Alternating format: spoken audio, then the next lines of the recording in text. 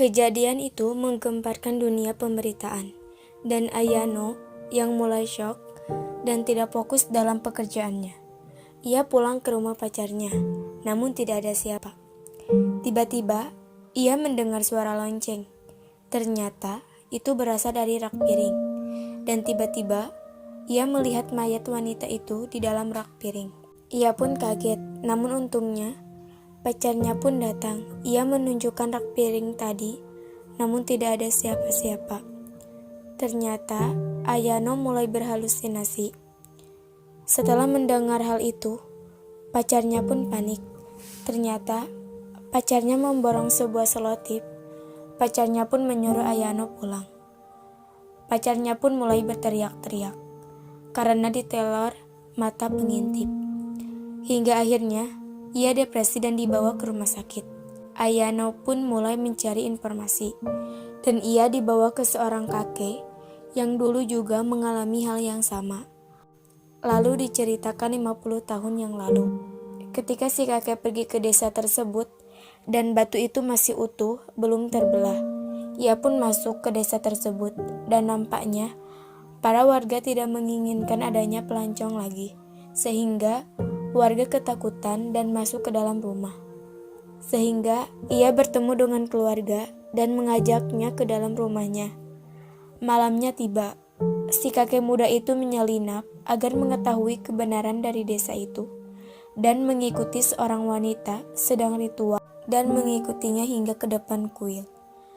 Setelah wanita itu pergi, ia mengintip ke dalam kuil melihat desa sasajen yang diletakkan di sana, dan ia merasa ada sesuatu di dalam sana.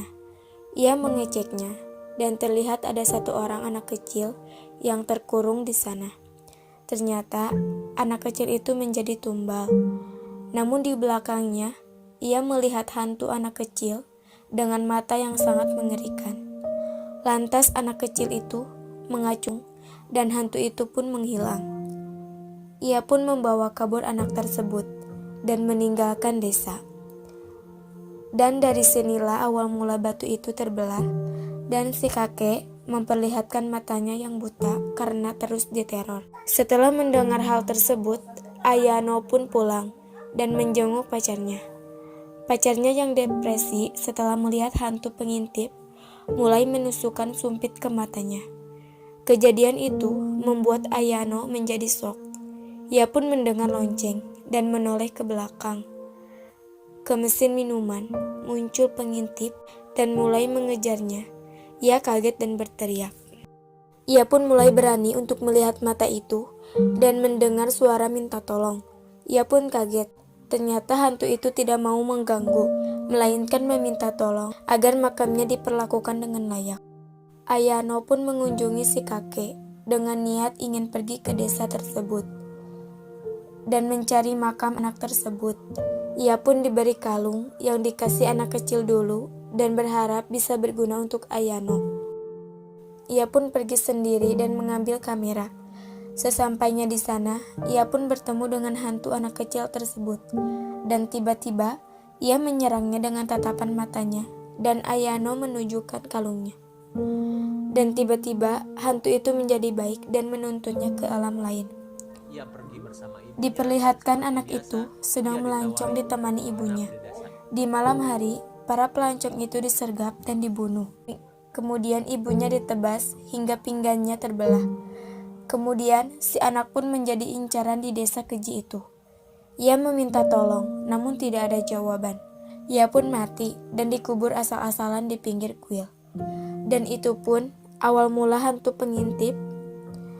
Ayano pun menghampiri makam anak kecil itu dan menyimpan kalung itu. Ternyata kalung itu milik ibunya si hantu. Namun tiba-tiba Ayano ditarik ke dalam kubur. Dikiranya Ayano adalah ibunya si hantu. Meski Ayano sudah bilang bahwa ia bukan ibunya, si hantu pun tetap menariknya ke dalam. Itulah awal scene pertama yang melihatkan lumpur bergerak dan suara meminta tolong. Ternyata itu adalah Ayano. 1 tahun kemudian, Ayano pun sembuh dan buta hingga ia tidak bisa melihat hantu lagi. Dan film pun berakhir.